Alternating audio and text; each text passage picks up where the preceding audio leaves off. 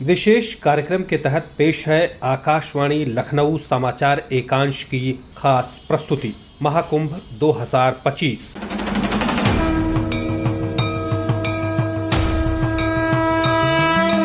आस्था का महापर्व महाकुंभ 2025 13 जनवरी से शुरू हो जाएगा। 45 दिनों तक चलने वाले इस पर्व को दिव्य और भव्य बनाने के लिए प्रधानमंत्री नरेंद्र मोदी अगले हफ्ते प्रयागराज को करोड़ों की परियोजनाओं की सौगात देंगे। प्रधानमंत्री के दौरे से पहले मुख्यमंत्री योगी आदित्यनाथ आज प्रयागराज में तैयारियों का जायजा ले रहे हैं। इस आयोजन के लिए करीब 6,000 करोड़ रुपए के बजट का प्रावधान किया गया है। संगम किनारे 4,000 हेक्टेयर में आयोजित हो रहे इस महाकुंभ में देश विदेश से करीब 40 से 45 करोड़ श्रद्धालु और पर्यटकों के शामिल होने का अनुमान है।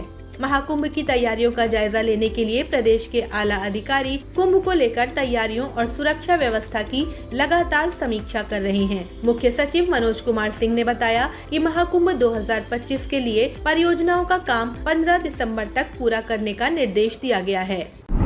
राज्य सरकार पिछले 1 साल से महाकुंभ की तैयारी में लगी हुई है और लगभग 6,000 करोड़ से ज्यादा की परियोजनाएं स्वीकृत कर रखी हैं, जिसमें कुछ कुंभ के बजट से है और कुछ डिपार्टमेंटल बजट से। तो उन 6,000 करोड़ की जो परियोजनाएं क्रियान्वित की जा रही हैं, अब वो लगभग अंतिम चरण में है। सिक्योरिटी एक बड़ा इशू है इस बार और हर तरह की व्यवस्था की जानी चाहिए, जिसमें साइबर सिक्योरिटी से लेकर और फिजिकल सिक्योरिटी को भी और बेहतर तरीके से इन्फोर्स करने के लिए जिन चीजों की आवश्यकता है पुलिस फोर्स को, उसकी व्यवस्था देखी जाए।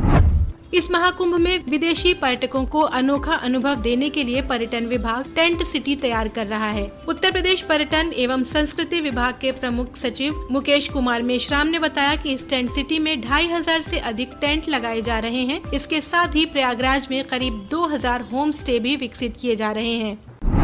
विदेशों के पर्यटकों के लिए टेंट सिटी विकसित की जा रही है। इसमें 2,500 टेंट्स बनाए जा रहे हैं, जिसमें आराम से 2 या 3 व्यक्ति प्रति टेंट रह सकते हैं। होम स्टे की भी सुविधा वहां पर विकसित की जा रही है। 2,000 होम स्टे पूरे प्रयागराज सिटी में, ताकि लोग परिवारजन के साथ भी रुक सकें, भारतीय संस्कृति को महसूस कर सकें, उनका खान पान, उनका रहना। खासतौर पर जब लोग बाहर जाते हैं विदेशी लोग, तो वो वहाँ की संस्कृति, वहाँ के खान पान से भी जुड़ना पसंद करते हैं।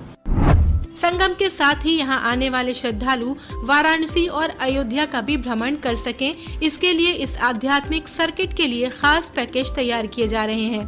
प्रमुख सचिव मुकेश कुमार मेश्राम ने बताया कि इन जगहों को हेलीकॉप्टर सेवा से भी जोड़ा जा रहा है। हेलीकॉप्टर सर्विसेज भी हम संगम तक के संचालित करेंगे, अलग अलग जगहों से, वाराणसी से, अयोध्या से, लखनऊ से, नैमिषारण से। इसके अलावा वहाँ पर कई तरीके के वाटर स्पोर्ट्स की फैसिलिटीज, अलग अलग दिनों में वहाँ पे जो सुविधाएं हैं लोगों को कैसे दें, फूड कोर्ट्स स्थापित किए जाएंगे कई सारे, और टूर पैकेज है, कुंभ का टूर और साथ ही साथ आसपास के स्थलों का, जैसे अयोध्या, वाराणसी और प्रयागराज, तीनों को मिला करके एक बहुत ही बढ़िया लोगों की आध्यात्मिक सर्किट का वो भ्रमण कर सकते हैं।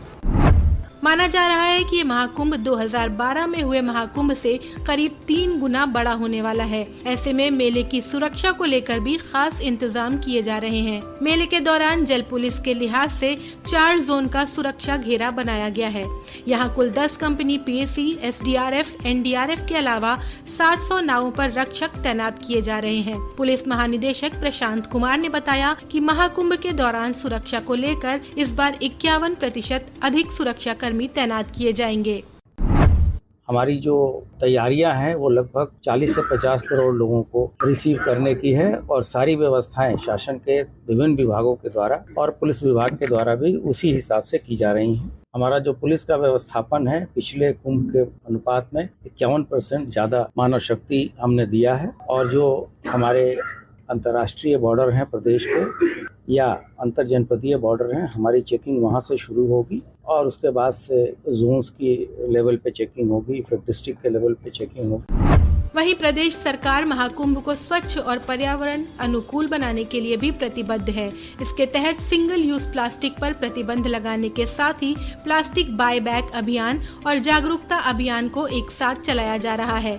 सहायक नगर आयुक्त शिखा पांडे ने बताया कि महाकुंभ के दौरान कचरे से ऊर्जा उत्पादन, तत्काल कचरा निस्तारण और स्वच्छता निगरानी जैसे पहलुओं को बढ़ावा दिया जा रहा है।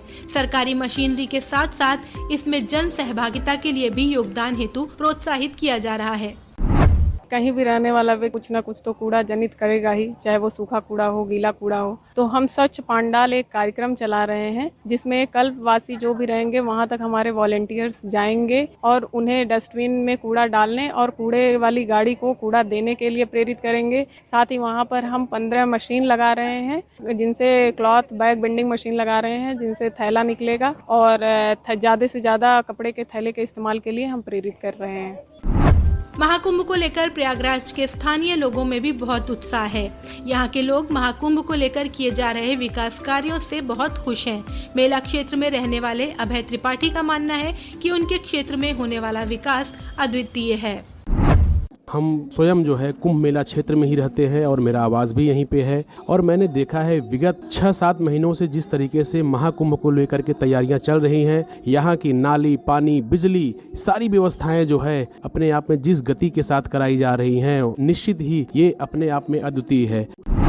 वहीं प्रयागराज के आसपास के इलाकों में रहने वाले लोगों तक भी इस विकास का लाभ पहुंच रहा है। सैयद गुलाम सादिक बताते हैं कि महाकुंभ को लेकर किए जा रहे विकास कार्यों से उनके गांव तक भी सुविधाएं पहुंच रही हैं। यहाँ बनने से आसपास के गांवों का भी विकास होगा और जो यहाँ से हम लोगों को सुविधा नहीं मिल पाती थी वो सुविधा मिलने लगेगी। और पहले ये जंगल था, आज मंगल हो गया राम जी की वजह से। यहाँ से शहर जो पड़ता है हम लोग और 40 किलोमीटर है और इधर क्षेत्र का जब ये विकास होगा तो ये 40 किलोमीटर जाने की जरूरत है। यहीं भी सारी सुविधा हम लोग को मिल जाएगी। बाहर से लोग भी आएंगे, हमारे और परिवार वाले भी आएंगे, तो मुझसे बहुत फ़ायदा ही फ़ायदा है, नुकसान नहीं है। महाकुंभ की तैयारियों को लेकर साधु संतों में भी काफी उत्साह है। जगत गुरु स्वामी शंकरनाचार्य ने कहा कि प्रदेश सरकार जिस तरह से व्यवस्था कर रही है उससे साफ है कि मेले में साधु संतों को भी किसी तरह की असुविधा नहीं होगी। ये दिव्य और भव्य कुंभ होने जा रहा है। यहाँ क्षेत्र का विकास, नगर का विकास, ग्राम का विकास, और जब मेला लग जाएगा तो लोग दुकान लगाएंगे तो रोटी रोजी मिलेगी। और जगह जगह यात्रियों के लिए आवास बनाए हैं, जगह जगह पानी की व्यवस्था है कि किसी भी प्रकार से पूरे भारत तो क्या पूरे विश्व से जो यात्री आते हैं तो उनको दिक्कत ना हो और किसी भी प्रकार से साधु संत महात्माओं को और धर्माचार्यों को, यात्रियों को, कल्पवासियों को किसी भी प्रकार से असुविधा ना हो। इसके अलावा इस बार के महाकुंभ में कई और नए प्रयोग भी किए जा रहे हैं, जिनके जरिए महाकुंभ 2025 आस्था और संस्कृति के संगम के साथ ही प्रदेश के विकास की नई तस्वीर दुनिया के सामने पेश करेगा।